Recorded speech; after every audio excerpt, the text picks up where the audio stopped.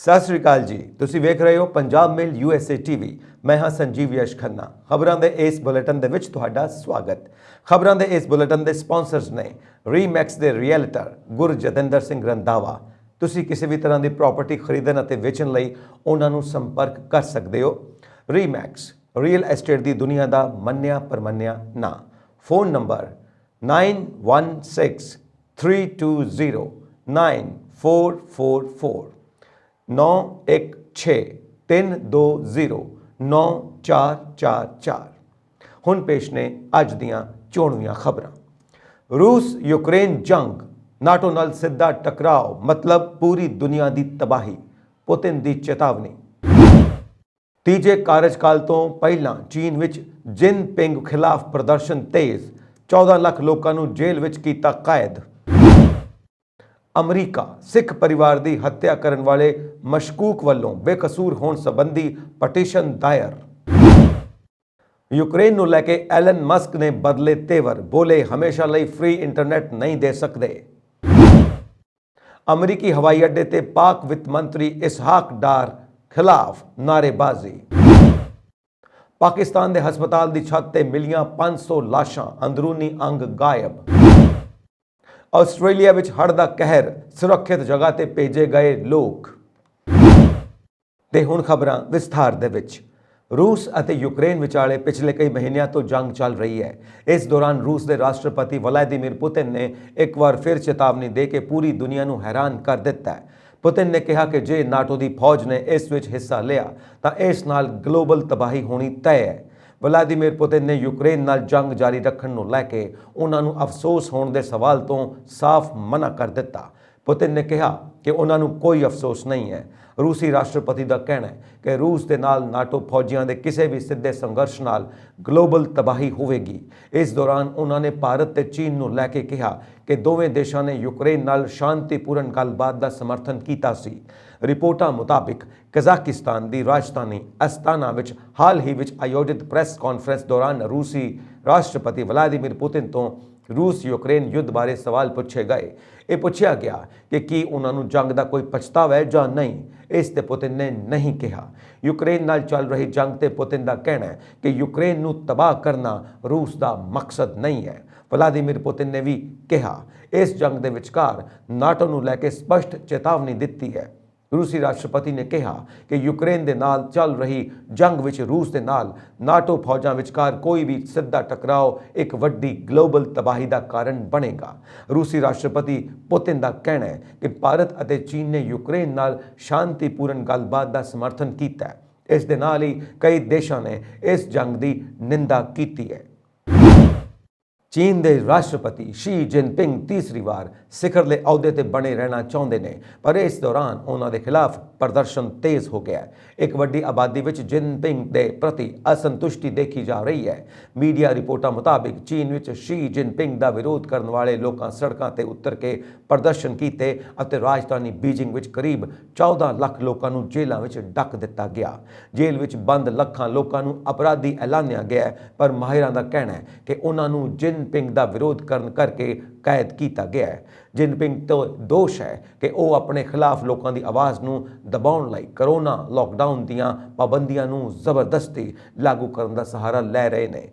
चीनी social media ते Jinping के खिलाफ गुस्सा जाहिर करने वालियां तस्वीरां नूं सेंसर किया जा रहा है। राष्ट्रपति जिनपिंग के खिलाफ तानाशाह वर्गे शब्दों की वरतों करते हुए पोस्टर बनाए जा रहे हैं और लोगों को हड़ताल करने की अपील की जा रही है। पोस्टरों में करोना टेस्ट का विरोध करना भी, उसका सद्दा देना भी, ये सब शामिल किया गया है। दरअसल चीनी लोगों का इल्ज़ाम है कि करोना टेस्ट के नां ते उन्हां ते तशद्दद किया जा रहा है। राजधानी बीजिंग के एक व्यस्त चौक में कम्यूनिस्ट लीडरशिप की आलोचना करने वाले बैनरां दी रिपोर्टां तो बाद वीरवार 13 अक्तूबर को चीन के इंटरनेट सेंसरां ने सोशल मीडिया पोस्टां की जांच करनी शुरू कर दी।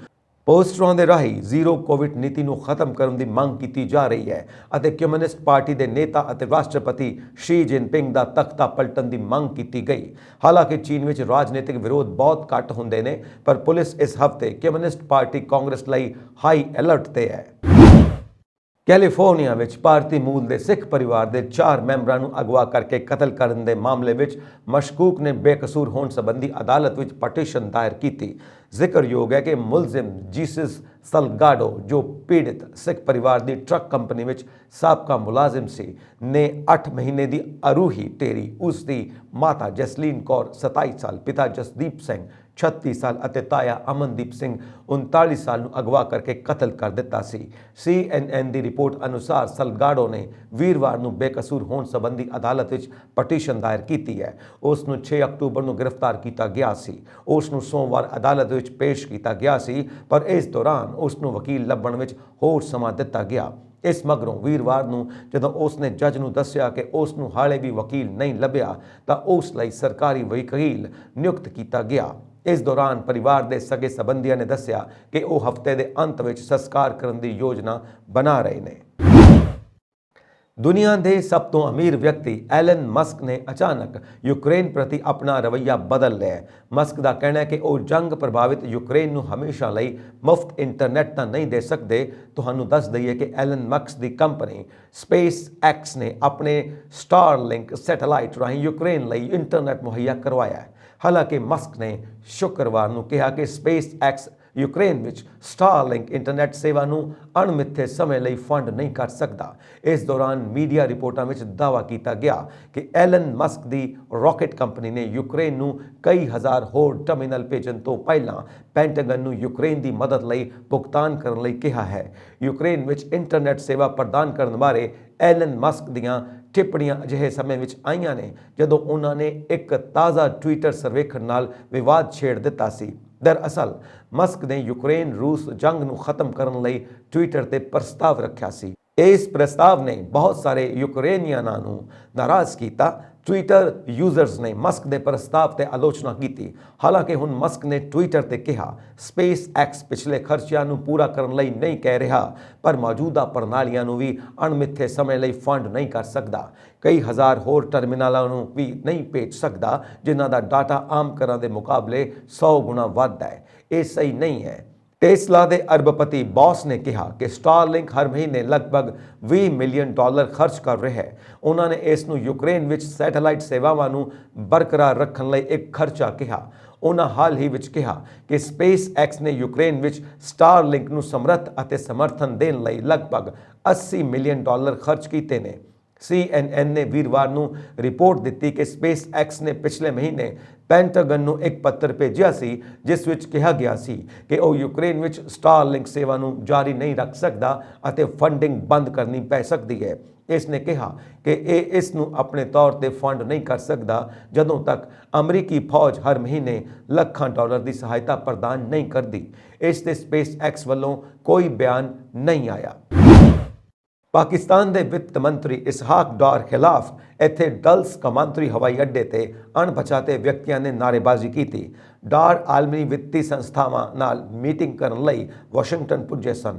ਹੜ੍ਹਾਂ ਦੇ ਝੰਬੇ ਤੇ ਨਗਦੀ ਦੀ ਘਾਟ ਨਾਲ ਜੂਝ ਰਹੇ ਪਾਕਿਸਤਾਨ ਨੂੰ ਵਿੱਤੀ ਮਦਦ ਦੀ ਵੱਡੀ ਲੋੜ ਹੈ। ਲੰਘੇ ਦਿਨ ਟਵਿੱਟਰ ਤੇ ਵਾਇਰਲ ਹੋਈ ਵੀਡੀਓ ਵਿੱਚ ਡਾਰ, ਜਿਨ੍ਹਾਂ ਨਾਲ ਅਮਰੀਕਾ ਵਿੱਚ ਪਾਕਿਸਤਾਨ ਦੇ ਰਾਜਦੂਤ ਮਸੂਦ ਖਾਨ ਤੋਂ ਹੋਰ ਅਧਿਕਾਰੀ ਵੀ ਮੌਜੂਦ ਸਨ, ਦਾ ਕੁਝ ਲੋਕ ਹਵਾਈ ਅੱਡੇ ਤੇ ਮਖੌਲ ਉਡਾਉਂਦਿਆਂ ਨਜ਼ਰ ਆ ਰਹੇ ਨੇ। ਕਲਿੱਪ ਵਿੱਚ ਅਣਪਛਾਤੇ ਡਾਰ ਵੱਲ ਇਸ਼ਾਰਾ ਕਰਦਿਆਂ ਚੋਰ ਚੋਰ ਦੇ ਨਾਅਰੇ ਲਾਉਂਦੇ ਵੀ ਸੁਣਦੇ ਹਨ।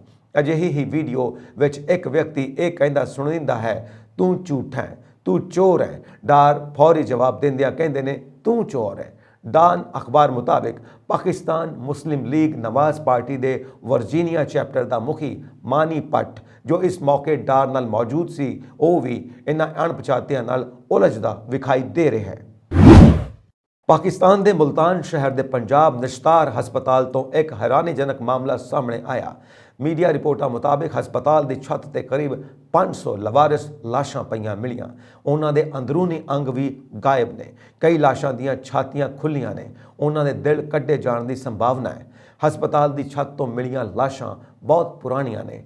ਸੜ ਚੁੱਕੀਆਂ ਨੇ। ਮੁੱਖ ਮੰਤਰੀ ਦੇ ਸਲਾਹਕਾਰ ਚੌਧਰੀ ਜ਼ਮਾਨ ਗੁਰਜਰ ਨੇ ਹਸਪਤਾਲ ਦਾ ਦੌਰਾ ਕੀਤਾ। ਉਹਨਾਂ ਨੇ ਸਾਰੀਆਂ ਲਾਸ਼ਾਂ ਦਾ ਸੰਸਕਾਰ ਕਰਨ ਦੇ ਨਾਲ-ਨਾਲ ਸਿਹਤ ਅਧਿਕਾਰੀਆਂ ਨੂੰ ਜਾਂਚ ਕਰਨ ਅਤੇ ਦੋਸ਼ੀਆਂ ਖਿਲਾਫ ਕਾਰਵਾਈ ਕਰਨ ਦੇ ਆਦੇਸ਼ ਦਿੱਤੇ। ਇਸ ਤੋਂ ਬਾਅਦ ਦੱਖਣੀ ਪੰਜਾਬ ਦੇ ਸਿਹਤ ਵਿਭਾਗ ਨੇ ਮਾਮਲੇ ਦੀ ਜਾਂਚ ਲਈ 6 ਮੈਂਬਰਾਂ ਦੀ ਟੀਮ ਬਣਾਈ ਹੈ। ਇਸ ਨੂੰ 3 ਦਿਨਾਂ ਵਿੱਚ ਜਾਂਚ ਰਿਪੋਰਟ ਸੌਂਪਣੀ ਹੋਵੇਗੀ। ਨਿਸ਼ਤਾਰ ਮੈਡੀਕਲ ਯੂਨੀਵਰਸਿਟੀ ਦੇ ਇੱਕ ਵਿਦਿਆਰਥੀ ਨੇ ਮੀਡੀਆ ਨੂੰ ਦੱਸਿਆ ਕਿ ਵਿਦਿਆਰਥੀ ਮੈਡੀਕਲ ਐਕਸਪੈਰੀਮੈਂਟਾਂ ਲਈ ਇਹਨਾਂ ਲਾਸ਼ਾਂ ਦੀ ਵਰਤੋਂ ਕਰ ਰਹੇ ਨੇ।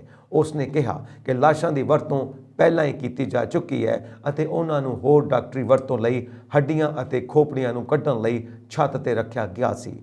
ਪਾਕਿਸਤਾਨ ਦੇ ਹੈਲਥ ਖੇਤਰ ਦੀ ਹਾਲਾਤ ਪਹਿਲਾਂ ਹੀ ਖਰਾਬ ਨੇ। ਦੇਸ਼ 1 ਮਹੀਨੇ ਤੋਂ ਵੱਧ ਸਮੇਂ ਤੋਂ ਹੜ੍ਹਾਂ ਨਾਲ ਜੂਝ ਰਿਹਾ ਹੈ। ਇਸ ਕਾਰਨ WHO ਨੇ ਚੇਤਾਵਨੀ ਦਿੱਤੀ ਹੈ ਕਿ ਆਉਣ ਵਾਲੇ ਸਮੇਂ ਵਿੱਚ ਪਾਕਿਸਤਾਨ ਵਿੱਚ ਮੱਛਰਾਂ ਤੋਂ ਹੋਣ ਵਾਲੀਆਂ ਛੂਤ ਦੀਆਂ ਬਿਮਾਰੀਆਂ ਵਧਣਗੀਆਂ। ਇਸ ਕਾਰਨ ਪਾਕਿਸਤਾਨ ਦੇ ਮੈਡੀਕਲ ਸਟਾਫ ਨੂੰ ਮੁਸ਼ਕਲਾਂ ਦਾ ਸਾਹਮਣਾ ਕਰਨਾ ਪਵੇਗਾ। ਇਸ ਚੇਤਾਵਨੀ ਤੋਂ ਬਾਅਦ ਪਾਕਿਸਤਾਨ ਸਰਕਾਰ ਨੇ ਹਾਲ ਹੀ ਵਿੱਚ ਭਾਰਤ ਤੋਂ 60 ਲੱਖ ਮੱਛਰਦਾਨੀਆਂ ਦੀ ਖਰੀਦ ਨੂੰ ਮਨਜ਼ੂਰੀ ਦਿੱਤੀ ਹੈ। ਆਸਟ੍ਰੇਲੀਆ ਦੇ ਦੱਖਣ ਪੂਰਬ ਵਿੱਚ ਮੈਲਬੌਰਨ ਅਤੇ ਹੋਰ ਸ਼ਹਿਰਾਂ ਵਿੱਚ ਸ਼ੁੱਕਰਵਾਰ ਨੂੰ ਘਰਾਂ ਵਿੱਚ ਹੜ੍ਹ ਦਾ ਪਾਣੀ ਭਰ ਗਿਆ। ਉਧਰ ਮਾਹਰਾਂ ਨੇ ਕਈ ਦਿਨਾਂ ਤੱਕ ਨਦੀਆਂ ਦੇ ਉੱਚੇ ਪੱਧਰ ਤੇ ਰਹਿਣ ਦੀ ਭਵਿੱਖਬਾਣੀ ਕੀਤੀ ਹੈ। ਅਧਿਕਾਰੀਆਂ ਨੇ ਦੱਸਿਆ ਕਿ ਲਗਭਗ 70 ਵਸਨੀਕਾਂ ਨੂੰ ਮੈਲਬੌਰਨ ਦੇ ਉੱਤਰ ਪੱਛਮ ਵਿੱਚ ਮੈਰੀਬਿਰਨੌਂਗ ਦੇ ਉਪਨਗਰ ਛੱਡਣ ਲਈ ਕਿਹਾ ਗਿਆ। ਨਾਲ ਹੀ ਸੈਂਕੜੇ ਲੋਕਾਂ ਨੂੰ ਵਿਕਟੋਰੀਆ ਰਾਜ ਦੇ ਸ਼ਹਿਰ ਬੈਨਾਲਾ ਅਤੇ ਵੈਡਰਬਰਨ ਵਿੱਚ ਭੇਜਿਆ ਗਿਆ। ਮੈਲਬੌਰਨ 5 ਮਿਲੀਅਨ ਲੋਕਾਂ ਦੇ ਨਾਲ ਆਸਟ੍ਰੇਲੀਆ ਦਾ ਦੂਜਾ ਸਭ ਤੋਂ ਵੱਧ ਆਬਾਦੀ ਵਾਲਾ ਸ਼ਹਿਰ ਹੈ। ਵਿਕਟੋਰੀਆ ਦੇ ਪ੍ਰੀਮੀਅਰ ਡੈਨੀਅਲ ਐਂਡਰਿਊਜ਼ ਨੇ ਕਿਹਾ ਕਿ ਵਿਕਟੋਰੀਆ ਵਿੱਚ ਲਗਭਗ 500 ਘਰਾਂ ਵਿੱਚ ਪਾਣੀ ਭਰ ਗਿਆ ਹੈ ਅਤੇ ਹੋਰ 500 ਨੂੰ ਹੜ੍ਹ ਦੇ ਪਾਣੀ ਨੂੰ ਅਲੱਗ ਕਰ ਦਿੱਤਾ ਗਿਆ ਸੀ। ਉਹਨਾਂ ਕਿਹਾ ਕਿ ਇਹ ਗਿਣਤੀ ਵਧੇਗੀ। ਐਂਡਰਿਊਜ਼ ਨੇ ਕਿਹਾ ਕਿ ਜ਼ਿਆਦਾਤਰ ਰਾਜ ਬਹੁਤ ਜ਼ਿਆਦਾ ਬਾਰਿਸ਼ ਦਾ ਅਨੁਭਵ ਕਰ ਰਹੇ ਨੇ। ਹੁਣ ਅਸਲ ਚੁਣੌਤੀ ਇਹ ਹੈ ਕਿ ਸਾਡੇ ਕੋਲ ਅਗਲੇ ਹਫ਼ਤੇ ਹੋਰ ਬਾਰਿਸ਼ ਹੋਣ ਦੀ ਸੰਭਾਵਨਾ ਹੈ ਅਤੇ ਬਿਊਰੋ ਮੌਸਮ ਵਿਭਾਗ ਵੀ ਅਗਲੇ 6 ਤੋਂ 8 ਹਫ਼ਤਿਆਂ ਦੀ ਮਿਆਦ ਵਿੱਚ ਹੋਰ ਮੀਂਹ ਦੀ ਭਵਿੱਖਬਾਣੀ ਕਰ ਰਿਹਾ ਹੈ। ਐਂਡਰਿਊਜ਼ ਨੇ ਅੱਗੇ ਕਿਹਾ ਕਿ 4700 ਘਰ ਬਿਜਲੀ ਤੋਂ ਬਿਨਾਂ ਸਨ, ਜੋ ਕਿ ਵਿਕਟੋਰੀਆ ਸਟੇਟ ਐਮਰਜੈਂਸੀ ਸੇਵਾ ਨੇ ਸ਼ੁੱਕਰਵਾਰ ਨੂੰ ਪਹਿਲਾਂ ਰਿਪੋਰਟ ਕੀਤੇ। 3500 ਤੋਂ ਵੱਧ ਸਨ। ਮੌਸਮ ਵਿਗਿਆਨ ਬਿਊਰੋ ਨੇ ਕਿਹਾ ਕਿ ਰਿਕਾਰਡ ਹੜ੍ਹ ਆ ਰਹੇ ਨੇ ਅਤੇ ਵਿਕਟੋਰੀਆ ਅਤੇ ਦੱਖਣ ਵੱਲ ਤਸਮਾਨੀਆ ਟਾਪੂ ਰਾਜ ਦੀਆਂ ਕਈ ਨਦੀਆਂ ਵਿੱਚ ਪਾਣੀ ਦਾ ਪੱਧਰ ਵਧਣ ਦੀ ਭਵਿੱਖਬਾਣੀ ਕੀਤੀ ਗਈ ਹੈ। ਬਿਊਰੋ ਨੇ ਕਿਹਾ ਕਿ ਵਿਕਟੋਰੀਆ ਦੇ ਉੱਤਰ ਵਿੱਚ ਨਿਊ ਸਾਊਥ ਵੇਲਜ਼ ਰਾਜ ਵਿੱਚ ਕਈ ਨਦੀਆਂ ਦੇ ਨਾਲ ਦਰਮਿਆਨੇ ਤੋਂ ਵੱਡੇ ਹੜ੍ਹ ਆ ਰਹੇ ਨੇ। ਅਧਿਕਾਰੀਆਂ ਨੇ ਦੱਸਿਆ ਕਿ ਮੰਗਲਵਾਰ ਨੂੰ ਨਿਊ ਸਾਊਥ ਵੇਲਜ਼ ਵਿੱਚ ਹੜ੍ਹ ਦੇ ਪਾਣੀ ਵਿੱਚ ਇੱਕ 63 ਸਾਲਾ ਵਿਅਕਤੀ ਦੇ ਲਾਪਤਾ ਹੋਣ ਦੀ ਸੂਚਨਾ ਮਿਲੀ ਸੀ ਅਤੇ ਸ਼ੁੱਕਰਵਾਰ ਨੂੰ ਮੱਧ ਵਿਕਟੋਰੀਆ ਵਿੱਚ ਇੱਕ ਵਿਅਕਤੀ ਦੇ ਲਾਪਤਾ ਹੋਣ ਦੀ ਸੂਚਨਾ ਮਿਲੀ ਸੀ। ਵਿਕਟੋਰੀਆ ਦੇ ਨਿਊ ਬ੍ਰਿਜ ਸ਼ਹਿਰ ਤੋਂ ਲਾਪਤਾ ਹੋਏ ਵਿਅਕਤੀ ਦਾ ਕੋਈ ਵੇਰਵਾ ਜਾਰੀ ਨਹੀਂ ਕੀਤਾ ਗਿਆ। ਪੁਲਿਸ ਨੇ ਮੰਗਲਵਾਰ ਨੂੰ ਸਿਡਨੀ ਦੇ ਪੱਛਮ ਵਿੱਚ ਨਿਊ ਸਾਊਥ ਵੇਲਜ਼ ਸ਼ਹਿਰ ਬਾਥਰਸਟ ਨੇੜੇ ਹੜ੍ਹ ਦੇ ਪਾਣੀ ਵਿੱਚ ਡੁੱਬੀ ਕਾਰ ਵਿੱਚ ਇੱਕ 46 ਸਾਲਾ ਵਿਅਕਤੀ ਦੀ ਲਾਸ਼ ਬਰਾਮਦ ਕੀਤੀ। ਉਸ ਦੀ ਮੌਤ ਤੋਂ ਇੱਕ ਦਿਨ ਬਾਅਦ ਸਟੇਟ ਐਮਰਜੈਂਸੀ ਸੇਵਾ ਨੇ ਕਿਹਾ ਕਿ ਉਸ ਨੇ ਵਿਕਟੋਰੀਆ ਵਿੱਚ ਪਿਛਲੇ 48 ਘੰਟਿਆਂ ਵਿੱਚ 108 ਹੜ੍ਹ ਬਚਾਅ ਕਾਰਜ ਕੀਤੇ ਨੇ। ਗੈਂਬਲ ਨੇ ਅੱਗੇ ਕਿਹਾ ਕਿ ਇਹਨਾਂ ਵਿੱਚੋਂ ਬਹੁਤ ਸਾਰੇ ਲੋਕ ਆਪਣੀ ਜਾਨ ਨੂੰ ਖਤਰੇ ਵਿੱਚ ਪਾ ਰਹੇ ਨੇ।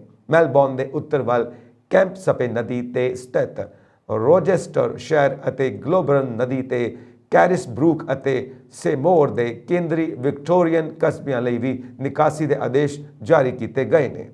ਡੇਵੋਨਪੋਰਟ ਦੀ ਪ੍ਰਮੁੱਖ ਬੰਦਰਗਾਹ ਨੂੰ ਮਰਸੀ ਨਦੀ ਦੇ ਹੜ੍ਹ ਕਾਰਨ ਸ਼ੁੱਕਰਵਾਰ ਨੂੰ ਬੰਦ ਕਰ ਦਿੱਤਾ ਗਿਆ ਸੀ। ਬਿਊਰੋ ਨੇ ਕਿਹਾ ਕਿ ਤਸਮਾਨੀਆ ਵਿੱਚ ਮਾਈਂਡਰ ਅਤੇ ਮੈਕਵਰੀ ਨਦੀਆਂ ਤੇ ਹੜ੍ਹ ਦੀਆਂ ਚੋਟੀਆਂ ਰਿਕਾਰਡ ਦੇ ਸਭ ਤੋਂ ਵੱਧ ਹੋਣ ਦੀ ਸੰਭਾਵਨਾ ਹੈ। ਬ੍ਰਿਟਿਸ਼ ਪ੍ਰਧਾਨ ਮੰਤਰੀ ਲਿਜ਼ ਟਰਸ ਨੇ ਸ਼ੁੱਕਰਵਾਰ ਨੂੰ ਸਾਬਕਾ ਕੈਬਨਿਟ ਮੰਤਰੀ ਜੈਰਮੀ ਹੰਟ ਨੂੰ ਬ੍ਰਿਟੇਨ ਦਾ ਨਵਾਂ ਵਿੱਤ ਮੰਤਰੀ ਨਿਯੁਕਤ ਕਰਨ ਦਾ ਐਲਾਨ ਕੀਤਾ। ਇਸ ਤੋਂ ਪਹਿਲਾਂ ਉਹਨਾਂ ਨੇ ਵਿੱਤ ਮੰਤਰੀ ਕੁਆਸੀ ਕੁਆਰਤੇਂਗ ਨੂੰ ਅਹੁਦੇ ਤੋਂ ਬਰਖਾਸਤ ਕਰ ਦਿੱਤਾ ਸੀ। ਪਿਛਲੇ ਮਹੀਨੇ ਦੇ ਅੰਤ ਵਿੱਚ ਟੈਕਸ ਵਿੱਚ ਕਟੌਤੀ ਦੇ ਪ੍ਰਸਤਾਵਿਤ ਮਿਨੀ ਬਜਟ ਕਾਰਨ ਅਰਥ ਵਿਵਸਥਾ ਵਿੱਚ ਆਈ ਉਥਲ-ਪੁਥਲ ਨੂੰ ਰੋਕਣ ਲਈ ਇਹ ਕਦਮ ਚੁੱਕਿਆ ਗਿਆ। ਸੂਤਰਾਂ ਨੇ ਇਹ ਜਾਣਕਾਰੀ ਦਿੱਤੀ। ਪ੍ਰਾਪਤ ਜਾਣਕਾਰੀ ਅਨੁਸਾਰ ਬ੍ਰਿਟੇਨ ਦੀ ਪ੍ਰਧਾਨ ਮੰਤਰੀ ਲਿਜ਼ ਟਰਸ ਨੇ ਕਿਹਾ ਕਿ ਸਾਬਕਾ ਕੈਬਨਿਟ ਮੰਤਰੀ ਜੈਰਮੀ ਹੰਟ ਨਵੇਂ ਵਿੱਤ ਮੰਤਰੀ ਹੋਣਗੇ। ਕੁਆਰਟਿੰਗ ਦਾ ਕਾਰਜਕਾਲ ਸਿਰਫ 38 ਦਿਨ ਦਾ ਸੀ। ਉਹਨਾਂ ਨੇ ਟਵਿੱਟਰ ਤੇ ਲਿਖਿਆ ਕਿ ਉਹਨਾਂ ਨੂੰ ਵਿੱਤ ਮੰਤਰੀ ਦੇ ਅਹੁਦੇ ਤੋਂ ਹਟਣ ਲਈ ਕਿਹਾ ਗਿਆ ਹੈ। ਉਹਨਾਂ ਨੇ ਆਪਣੇ ਅਸਤੀਫੇ ਵਿੱਚ ਲਿਖਿਆ, ਜਿਵੇਂ ਕਿ ਮੈਂ ਪਿਛਲੇ ਕੁਝ ਹਫ਼ਤਿਆਂ ਵਿੱਚ ਕਈ ਵਾਰ ਕਿਹਾ ਕਿ ਸਥਿਤੀ ਨੂੰ ਬਰਕਰਾਰ ਰੱਖਣਾ ਕੋਈ ਵਿਕਲਪ ਨਹੀਂ ਹੈ। ਬਹੁਤ ਲੰਬੇ ਸਮੇਂ ਤੋਂ ਇਹ ਦੇਸ਼ ਘੱਟ ਵਿਕਾਸ ਦਰ ਅਤੇ ਉੱਚ ਟੈਕਸਾਂ ਦਾ ਸਾਹਮਣਾ ਕਰ ਰਿਹਾ ਹੈ। ਜੇਕਰ ਇਸ ਦੇਸ਼ ਨੂੰ ਕਾਮਯਾਬ ਕਰਨਾ ਹੈ ਤਾਂ ਇਸ ਨੂੰ ਬਦਲਣਾ ਪਵੇਗਾ। ਇਹਨਾਂ ਦੇ ਕਾਰਜਕਾਲ ਦੌਰਾਨ ਟੈਕਸਾਂ ਵਿੱਚ ਕਟੌਤੀ ਦਾ ਐਲਾਨ ਕੀਤਾ ਗਿਆ ਸੀ, ਜਿਸ ਕਾਰਨ ਪਾਉਂਡ ਦੀ ਵਟਾਂਦਰਾ ਦਰ ਵਿੱਚ ਭਾਰੀ ਗਿਰਾਵਟ ਆਈ। ਜ਼ਿਕਰਯੋਗ ਹੈ ਕਿ ਵੀਰਵਾਰ ਨੂੰ ਕੁਆਰਟੈਂਗ ਨੇ ਅਹੁਦਾ ਛੱਡਣ ਦੀ ਗੱਲ ਨੂੰ ਖਾਰਿਜ ਕਰਦਿਆਂ ਕਿਹਾ ਸੀ, ਮੈਂ ਕਿਤੇ ਨਹੀਂ ਜਾ ਰਿਹਾ। ਟਰਸ ਸ਼ੁੱਕਰਵਾਰ ਨੂੰ ਪ੍ਰੈਸ ਕਾਨਫਰੰਸ ਕਰਨ ਜਾ ਰਹੇ ਨੇ। ਉਹ 48 ਬਿਲੀਅਨ ਡਾਲਰ ਟੈਕਸ ਕਟੌਤੀ ਪ੍ਰਸਤਾਵਾਂ ਚੋਂ ਕੁਝ ਨੂੰ ਰੱਦ ਕਰਨ ਲਈ ਬਹੁਤ ਦਬਾਅ ਹੇਠ ਨੇ। ਟੈਕਸ ਕਟੌਤੀ ਦੀਆਂ ਤਜਵੀਜ਼ਾਂ ਨਾਲ ਵਿੱਤੀ ਬਾਜ਼ਾਰ ਤੇ ਮਾੜਾ ਅਸਰ ਪਿਆ ਹੈ ਅਤੇ ਬੈਂਕ ਆਫ ਇੰਗਲੈਂਡ ਨੂੰ ਇਸ ਨਾਲ ਨਜਿੱਠਣ ਲਈ ਕਦਮ ਚੁੱਕਣੇ ਪਏ। ਬ੍ਰਿਟੇਨ ਨੇ ਸ਼ੁੱਕਰਵਾਰ ਨੂੰ ਪਾਕਿਸਤਾਨ ਵਿੱਚ ਹੜ੍ਹ ਰਾਹਤ ਕਾਰਜਾਂ ਲਈ ਮਨੁੱਖੀ ਸਹਾਇਤਾ ਦੇ ਰੂਪ ਦੇ ਵਿੱਚ 10 ਮਿਲੀਅਨ ਪਾਉਂਡ ਮਤਲਬ 1 ਕਰੋੜ ਪਾਉਂਡ ਦੇਣ ਦਾ ਐਲਾਨ ਕੀਤਾ। ਇਸ ਨਾਲ ਪਾਕਿਸਤਾਨ ਨੂੰ ਮਨੁੱਖੀ ਸਹਾਇਤਾ ਦੇ ਰੂਪ ਦੇ ਵਿੱਚ ਬ੍ਰਿਟੇਨ ਵੱਲੋਂ ਦਿੱਤੀ ਜਾਣ ਵਾਲੀ ਕੁੱਲ ਮਦਦ ਵੱਧ ਕੇ 2.65 ਕਰੋੜ ਪਾਉਂਡ ਹੋ ਗਈ ਹੈ। ਪਾਕਿਸਤਾਨ ਦੀ ਨੈਸ਼ਨਲ ਡਿਜ਼ਾਸਟਰ ਮੈਨੇਜਮੈਂਟ ਅਥਾਰਟੀ ਦੇ ਅਨੁਸਾਰ ਦੇਸ਼ ਵਿੱਚ ਬੇਮਿਸਾਲ ਹੜ੍ਹ ਵਿੱਚ ਲਗਭਗ 1700 ਲੋਕਾਂ ਦੀ ਮੌਤ ਹੋ ਚੁੱਕੀ ਹੈ ਅਤੇ 20 ਲੱਖ ਤੋਂ ਵੱਧ ਘਰ ਤਬਾਹ ਜਾਂ ਨੁਕਸਾਨੇ ਗਏ ਨੇ। ਕਰੀਬ 5,46,000 ਲੋਕ ਰਾਹਤ ਕੈਂਪਾਂ ਵਿੱਚ ਸ਼ਰਨ ਲਏ ਹੋਏ ਨੇ। ਇੱਥੇ ਬ੍ਰਿਟਿਸ਼ ਹਾਈ ਕਮਿਸ਼ਨ ਨੇ ਇੱਕ ਬਿਆਨ ਵਿੱਚ ਕਿਹਾ ਕਿ ਬ੍ਰਿਟੇਨ ਹੜ੍ਹ ਰਾਹਤ ਕਾਰਜਾਂ ਲਈ ਪਾਕਿਸਤਾਨ ਨੂੰ 1 ਕਰੋੜ ਪਾਉਂਡ ਦੀ ਵਾਧੂ ਮਨੁੱਖੀ ਸਹਾਇਤਾ ਪ੍ਰਦਾਨ ਕਰੇਗਾ। ਇਸ ਦੌਰਾਨ ਬ੍ਰਿਟੇਨ ਦੇ ਦੱਖਣੀ ਏਸ਼ੀਆ ਮਾਮਲਿਆਂ ਦੇ ਮੰਤਰੀ ਲਾਰਡ ਤਾਰਿਕ ਅਹਿਮਦ ਹੜ੍ਹ ਪ੍ਰਭਾਵਿਤ ਇਲਾਕਿਆਂ ਦਾ ਦੌਰਾ ਕਰਨ ਲਈ ਸ਼ੁੱਕਰਵਾਰ ਨੂੰ ਪਾਕਿਸਤਾਨ ਪਹੁੰਚੇ। ਰਾਹਤ ਸਹਾਇਤਾ ਦੇਣ ਦਾ ਇਹ ਐਲਾਨ ਉਹਨਾਂ ਦੇ ਦੌਰੇ ਦੌਰਾਨ ਕੀਤਾ ਗਿਆ। ਅਹਿਮਦ ਨੇ ਕਿਹਾ ਕਿ ਸਾਡੀ ਸਹਾਇਤਾ ਦੇਸ਼ ਭਰ ਵਿੱਚ ਪਾਣੀ ਤੋਂ ਪੈਦਾ ਹੋਣ ਵਾਲੀਆਂ ਬਿਮਾਰੀਆਂ ਦੇ ਫੈਲਣ ਨਾਲ ਲੜਨ ਅਤੇ ਸਾਫ਼ ਪਾਣੀ, ਸਵੱਛਤਾ, ਡਾਕਟਰੀ ਦੇਖਭਾਲ ਅਤੇ ਆਸਰਾ ਪ੍ਰਦਾਨ ਕਰਨ ਵਿੱਚ ਮਦਦ ਕਰੇਗੀ। ਉੱਤਰੀ ਤੁਰਕੀ ਵਿੱਚ ਇੱਕ ਕੋਲੇ ਦੀ ਖਾਨ ਵਿੱਚ ਹੋਏ ਧਮਾਕੇ ਵਿੱਚ ਘੱਟੋ-ਘੱਟ 25 ਲੋਕਾਂ ਦੀ ਮੌਤ ਹੋ ਗਈ, ਜਦੋਂ ਕਿ ਬਚਾਅ ਕਰਮੀਆਂ ਨੇ ਉੱਥੇ ਫਸੇ ਹੋਰਨਾਂ ਨੂੰ ਬਚਾਉਣ ਲਈ ਰਾਤ ਭਰ ਕੋਸ਼ਿਸ਼ਾਂ ਕੀਤੀਆਂ। ਸਥਾਨਕ ਅਧਿਕਾਰੀਆਂ ਨੇ ਇਹ ਜਾਣਕਾਰੀ ਦਿੱਤੀ। ਇਹ ਧਮਾਕਾ ਸ਼ੁੱਕਰਵਾਰ ਸ਼ਾਮ 6:45 ਵਿੱਚ ਕਾਲੇ ਸਾਗਰ ਤਟੀ ਸੂਬੇ ਬਾਟਿਨ ਦੇ ਅਮਾਸਰਾ ਕਸਬੇ ਵਿੱਚ ਸਰਕਾਰੀ ਸੰਚਾਲਿਤ TTK ਅਮਾਸਰਾ ਮਯੂਸਸੇਸ ਮੁਦਰ ਲਘੂ ਖਾਨ ਵਿੱਚ ਹੋਇਆ। ਊਰਜਾ ਮੰਤਰੀ ਫਤਿਹ ਡੋਨ ਮੇਜ਼ ਨੇ ਕਿਹਾ ਕਿ ਸ਼ੁਰੂਆਤੀ ਜਾਂਚ ਤੋਂ ਪਤਾ ਚੱਲਿਆ ਕਿ ਇਹ ਧਮਾਕਾ ਕੋਲੇ ਦੀਆਂ ਖਾਣਾਂ ਵਿੱਚ ਮੌਜੂਦ ਜਵਲਨਸ਼ੀਲ ਗੈਸਾਂ ਕਾਰਨ ਹੋਇਆ। ਇਸ ਦੇ ਨਾਲ ਹੀ ਗ੍ਰਹਿ ਮੰਤਰੀ ਸੁਲੇਮਾਨ ਸੋਏਲੂ ਨੇ ਪੱਤਰਕਾਰਾਂ ਨੂੰ ਦੱਸਿਆ ਕਿ ਧਮਾਕੇ ਦੇ ਸਮੇਂ ਖਾਨ ਵਿੱਚ 110 ਲੋਕ ਮੌਜੂਦ ਸਨ। ਸੋਏਲੂ ਬਚਾਅ ਮੁਹਿੰਮ ਦਾ ਤਾਲਮੇਲ ਕਰਨ ਲਈ ਅਮਾਸਰਾ ਗਏ। ਉਹਨਾਂ ਕਿਹਾ ਕਿ ਧਮਾਕੇ ਤੋਂ ਬਾਅਦ ਜ਼ਿਆਦਾਤਰ ਮਜ਼ਦੂਰਾਂ ਨੂੰ ਬਚਾ ਲਿਆ ਗਿਆ ਸੀ, ਪਰ 49 ਮਜ਼ਦੂਰ ਖਾਨ ਦੇ ਉੱਚ ਜੋਖਮ ਵਾਲੇ ਖੇਤਰ ਵਿੱਚ ਫਸ ਗਏ ਸਨ। ਹਾਲਾਂਕਿ ਸੋਏਲੂ ਨੇ ਇਹ ਨਹੀਂ ਦੱਸਿਆ ਕਿ ਖਾਨ ਵਿੱਚ ਕਿੰਨੇ ਲੋਕ ਫਸੇ ਹੋਏ ਨੇ। ਉਹਨਾਂ ਦੱਸਿਆ ਕਿ ਕਰੀਬ 49 ਮਜ਼ਦੂਰਾਂ ਨੂੰ ਸੁਰੱਖਿਅਤ ਬਚਾ ਲਿਆ ਗਿਆ। ਬਾਟਿਨ ਦੇ ਗਵਰਨਰ ਦਫ਼ਤਰ ਨੇ ਕਿਹਾ ਕਿ ਧਮਾਕੇ ਵਿੱਚ 25 ਲੋਕ ਮਾਰੇ ਗਏ ਨੇ। ਸਿਹਤ ਮੰਤਰੀ ਫਹਰੇਦੀਨ ਕੋਕਾ ਨੇ ਦੱਸਿਆ ਕਿ ਘੱਟੋ-ਘੱਟ 17 ਲੋਕ ਜ਼ਖਮੀ ਹੋਏ ਨੇ, ਜਿਨ੍ਹਾਂ ਵਿੱਚ 8 ਦਾ ਇਲਾਜ ਇੰਟੈਂਸਿਵ ਕੇਅਰ ਯੂਨਿਟ ICU ਵਿੱਚ ਕੀਤਾ ਜਾ ਰਿਹਾ ਹੈ। ਤੁਰਕੀ ਦੀ ਆਫਤ ਪ੍ਰਬੰਧਨ ਏਜੰਸੀ ਨੇ ਕਿਹਾ ਕਿ ਕਈ ਬਚਾਓ ਟੀਮਾਂ ਨੂੰ ਘਟਨਾ ਵਾਲੀ ਥਾਂ ਤੇ ਰਵਾਨਾ ਕੀਤਾ ਗਿਆ। ਰਾਸ਼ਟਰਪਤੀ ਰਜਬ ਤੱਯਬ ਐਰਦੋਆਨ ਨੇ ਦੱਖਣ ਪੂਰਬੀ ਸ਼ਹਿਰ ਦਿਆਬਾਕਿਰ ਦੀ ਆਪਣੀ ਯੋਜਨਾਬੱਧ ਯਾਤਰਾ ਨੂੰ ਰੱਦ ਕਰ ਦਿੱਤਾ ਹੈ। ਉਹਨਾਂ ਕਿਹਾ ਕਿ ਉਹ ਬਚਾਓ ਕਾਰਜ ਦਾ ਜਾਇਜ਼ਾ ਲੈਣ ਲਈ ਅਮਾਸਰਾ ਜਾਣਗੇ ਅਤੇ ਘਟਨਾ ਦੀ ਜਾਂਚ ਲਈ 3 ਸਰਕਾਰੀ ਵਕੀਲ ਨਿਯੁਕਤ ਕੀਤੇ ਗਏ ਨੇ। ਯੂਕਰੇਨ ਫੌਜ ਨੂੰ ਦੱਖਣੀ ਮੋਰਚੇ ਤੇ ਮਿਲ ਰਹੀ ਬੜਤ ਨਾਲ ਰੂਸ ਦੀ ਚਿੰਤਾ ਵੱਧ ਗਈ ਹੈ ਅਤੇ ਉਹ ਅੰਸ਼ਿਕ ਤੌਰ ਤੇ ਕਬਜ਼ੇ ਵਾਲੇ ਖੇਰਸਾਨ ਖੇਤਰ ਦੇ ਨਿਵਾਸੀਆਂ ਨੂੰ ਮੁਫਤ ਰਿਹਾਇਸ਼ਾਂ ਦਾ ਵਾਅਦਾ ਕਰ ਰਿਹਾ ਹੈ, ਜੋ ਉੱਥੋਂ ਰੂਸ ਜਾਣਾ ਚਾਹੁੰਦੇ ਨੇ। ਰੂਸ ਦੇ ਉਪ ਪ੍ਰਧਾਨ ਮੰਤਰੀ ਮਰਾਤ ਖੁਸਲੀਨੀਆ ਨੇ ਇਹ ਐਲਾਨ ਕੀਤਾ ਕਿ ਇਸ ਤੋਂ ਕੁਝ ਦੇਰ ਪਹਿਲਾਂ ਖੇਰਸਾਨ ਦੇ ਰੂਸ ਸਮਰਥਿਤ ਨੇਤਾ ਵਲਾਦੀਮੀਰ ਸਾਲਦੋ ਨੇ ਕ੍ਰੈਮਲਿਨ ਤੋਂ ਖੇਤਰ ਦੇ 4 ਸ਼ਹਿਰਾਂ ਤੋਂ ਲੋਕਾਂ ਨੂੰ ਕੱਢਣ ਲਈ ਕਿਹਾ ਸੀ। ਖੇਰਸਾਨ ਯੂਕਰੇਨ ਦੇ ਉਹਨਾਂ 4 ਖੇਤਰਾਂ ਵਿੱਚੋਂ ਇੱਕ ਹੈ ਜਿਨ੍ਹਾਂ ਤੇ ਰੂਸ ਨੇ ਪਿਛਲੇ ਮਹੀਨੇ ਨਾਜਾਇਜ਼ ਤੌਰ ਤੇ ਕਬਜ਼ਾ ਜਮਾ ਲਿਆ ਸੀ।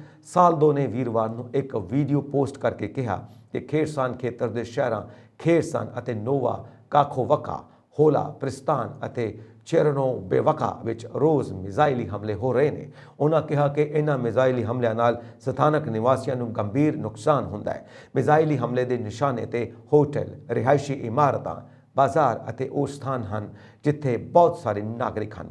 ਸਾਲਦੋ ਨੇ ਕਿਹਾ ਕਿ ਖੇਰਸਾਨ ਦੇ ਨਿਵਾਸੀਆਂ ਨੂੰ ਕੱਢ ਕੇ ਰੂਸ ਤੇ ਰੋਸਤੋਵ, ਕ੍ਰਾਸਨੋਦਰ ਅਤੇ ਸਤਾਵਰੋਪੋਲ ਦੇ ਨਾਲ ਹੀ ਕ੍ਰੀਮੀਆ ਲਿਜਾਣ ਦਾ ਫੈਸਲਾ ਲਿਆ ਗਿਆ। ਉਹਨਾਂ ਨੇ ਨਿਵਾਸੀਆਂ ਨੂੰ ਕੱਢਣ ਦੀ ਅਪੀਲ ਅਜਿਹੇ ਸਮੇਂ ਵਿੱਚ ਕੀਤੀ ਹੈ ਜਦੋਂ ਯੂਕਰੇਨੀ ਫੌਜਾਂ ਨੇ ਦੱਖਣੀ ਖੇਰਸਾਨ ਖੇਤਰ ਵਿੱਚ ਆਪਣੀ ਮੁਹਿੰਮ ਤੇਜ਼ ਕਰ ਦਿੱਤੀ ਹੈ। ਇਸ ਦਰਮਿਆਨ ਰੂਸ ਨੇ ਯੂਕਰੇਨ ਦੇ ਅਹਿਮ ਸਥਾਨਾਂ ਤੇ ਆਪਣੇ ਹਮਲੇ ਸ਼ੁੱਕਰਵਾਰ ਨੂੰ ਜਾਰੀ ਰੱਖੇ। ਜ਼ੈਪੋਰੀਜ਼ੀਆ ਖੇਤਰ ਦੀ ਰਾਜਧਾਨੀ ਰਾਤ ਭਰ ਰੂਸ ਦੇ ਮਿਜ਼ਾਈਲੀ ਹਮਲਿਆਂ ਨਾਲ ਦਹਿਲਦੀ ਰਹੀ। ਸ਼੍ਰੀਲੰਕਾ ਦੇ ਰਾਸ਼ਟਰਪਤੀ ਰਾਨਿਲ ਵਿਕਰਮਸਿੰਘੇ ਨੇ ਕਿਹਾ ਕਿ ਸੰਕਟਗ੍ਰਸਤ ਸ਼੍ਰੀਲੰਕਾ ਨੂੰ ਆਪਣੇ ਵਿਕਾਸ ਲਈ ਭਾਰਤ ਦਾ ਸਹਿਯੋਗ ਕਰਨਾ ਹੋਵੇਗਾ। ਉਹਨਾਂ ਨੇ ਰੇਖਾਂਕਿਤ ਕੀਤਾ ਕਿ ਦੋਵੇਂ ਦੇਸ਼ਾਂ ਨੇ ਉੱਤਰ ਪੂਰਬੀ ਤੱਟ ਤੇ ਤ੍ਰਿਕੋਮਾਲੀ ਬੰਦਰਗਾਹ ਦੇ ਵਿਕਾਸ ਲਈ ਵੀ ਹੱਥ ਮਿਲਾਇਆ ਹੈ। ਵਿਕਰਮਸਿੰਘੇ ਤ੍ਰਿਕੋਮਾਲੀ ਬੰਦਰਗਾਹ ਜ਼ਿਲ੍ਹੇ ਦੀ ਏਕੀਕ੍ਰਿਤ ਵਿਕਾਸ ਯੋਜਨਾ ਦਾ ਨਿਰੀਖਣ ਕਰਨ ਲਈ ਜ਼ਿਲ੍ਹੇ ਦੇ ਦੌਰੇ ਤੇ ਸਨ। ਉਹਨਾਂ ਕਿਹਾ ਕਿ ਸਾਨੂੰ ਤ੍ਰਿਕੋਮਾਲੀ ਬੰਦਰਗਾਹ ਅਤੇ ਤੇਲ ਟੈਂਕ ਕੰਪਲੈਕਸ ਦੇ ਵਿਕਾਸ ਵਿੱਚ ਭਾਰਤ ਨਾਲ ਮਿਲ ਕੇ ਕੰਮ ਕਰਨਾ ਹੋਵੇਗਾ। ਵਿਕਰਮਸਿੰਘੇ ਨੇ ਕਿਹਾ ਕਿ ਅਸੀਂ 2003 ਵਿੱਚ ਤ੍ਰਿਕੋਮਾਲੀ ਬੰਦਰਗਾਹ ਸਮਝੌਤੇ ਤੇ ਦਸਤਖਤ ਕੀਤੇ ਸਨ। ਟ੍ਰੇਡ ਯੂਨੀਅਨਾਂ ਨੇ ਉਦੋਂ ਤੇਲ ਟੈਂਕ ਸੌਦੇ ਦਾ ਸਖਤ ਵਿਰੋਧ ਕੀਤਾ। ਉਹਨਾਂ ਕਿਹਾ ਕਿ ਜੇਕਰ ਭਾਰਤ ਨੂੰ ਤੇਲ ਟੈਂਕ ਸੰਚਾਲਿਤ ਕਰਨ ਦੀ ਇਜਾਜ਼ਤ ਦਿੱਤੀ ਜਾਂਦੀ ਹੈ ਤਾਂ ਸ਼੍ਰੀਲੰਕਾ ਨੂੰ ਅੱਜ ਈਂਧਨ ਦੀ ਘਾਟ ਦਾ ਸਾਹਮਣਾ ਨਾ ਕਰਨਾ ਪੈਂਦਾ। 2003 ਵਿੱਚ ਪ੍ਰਧਾਨ ਮੰਤਰੀ ਹੋਣ ਦੇ ਨਾਤੇ ਵਿਕਰਮਸਿੰਘੇ ਨੇ ਇੰਡੀਅਨ ਆਇਲ ਕੰਪਨੀ ਨੂੰ $1 ਲੱਖ ਅਮਰੀਕੀ ਦੇ ਸਾਲਾਨਾ ਭੁਗਤਾਨ ਲਈ ਤ੍ਰਿਕੋਮਾਲੀ ਵਿੱਚ 850 ਕਰੋੜ ਦੇ ਤੇਲ ਟੈਂਕ ਨੂੰ ਵਿਕਸਿਤ ਕਰਨ ਲਈ ਸਨਮਾਨਿਤ ਕੀਤਾ। ਇਹ ਤੇਲ ਟੈਂਕ ਦੂਜੇ ਵਿਸ਼ਵ ਯੁੱਧ ਦੌਰਾਨ ਤਿਆਰ ਕੀਤਾ ਗਿਆ ਸੀ।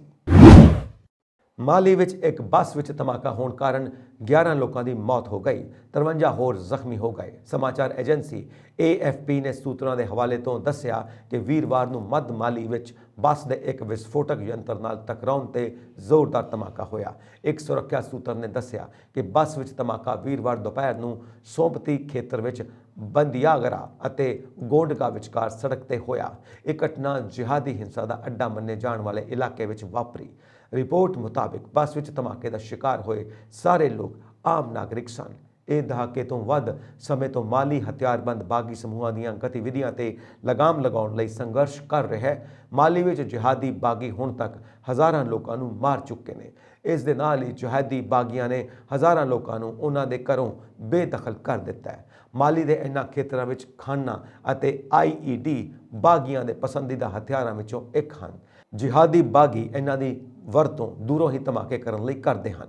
ਮਾਲੀ ਵਿੱਚ ਸੰਯੁਕਤ ਰਾਸ਼ਟਰ ਮਿਸ਼ਨ ਦੀ MINUSMA ਦੀ ਇੱਕ ਰਿਪੋਰਟ ਵਿੱਚ ਪਾਇਆ ਗਿਆ ਕਿ 31 ਅਗਸਤ 2022 ਤੱਕ ਖਾਣਾ ਅਤੇ IED ਧਮਾਕਿਆਂ ਵਿੱਚ 72 ਲੋਕ ਮਾਰੇ ਗਏ ਹਨ। ਰਿਪੋਰਟ ਵਿੱਚ ਕਿਹਾ ਗਿਆ ਕਿ ਮਰਨ ਵਾਲਿਆਂ ਵਿੱਚ ਜ਼ਿਆਦਾਤਰ ਸੈਨਿਕ ਸਨ, 1/4 ਤੋਂ ਵੱਧ ਆਮ ਨਾਗਰਿਕ ਸਨ। ਇਸ ਦੇ ਨਾਲ ਹੀ ਪਿਛਲੇ ਸਾਲ IED ਅਤੇ ਸੁਰੰਗ ਧਮਾਕਿਆਂ ਕਾਰਨ 103 ਲੋਕ ਮਾਰੇ ਗਏ ਸਨ ਅਤੇ 297 ਜ਼ਖਮੀ ਹੋਏ ਸਨ। ਭਾਰਤੀ ਕਿਸਾਨ ਯੂਨੀਅਨ ਏਕਤਾ ਉਗਰਾਹਾਂ ਵੱਲੋਂ ਇੱਥੇ ਪੰਜਾਬ ਤੇ ਕੇਂਦਰ ਸਰਕਾਰ ਖਿਲਾਫ ਅਣਮਿੱਥੇ ਸਮੇਂ ਦਾ ਪੱਕਾ ਮੋਰਚਾ ਮੁੱਖ ਮੰਤਰੀ ਮਾਨ ਦੀ ਕੋਠੀ ਸਾਹਮਣੇ ਪਟਿਆਲਾ ਰੋਡ ਤੇ 6ਵੇਂ ਦਿਨ ਵੀ ਉਤਸ਼ਾਹ ਨਾਲ ਜਾਰੀ ਰਿਹਾ। ਇਸ ਵਿੱਚ ਸੈਂਕੜੇ ਔਰਤਾਂ ਸਮੇਤ ਪੰਜਾਬ ਭਰ ਤੋਂ ਹਜ਼ਾਰਾਂ ਕਿਸਾਨ ਤੇ ਮਜ਼ਦੂਰ ਨੌਜਵਾਨ ਸ਼ਾਮਿਲ ਹੋਏ।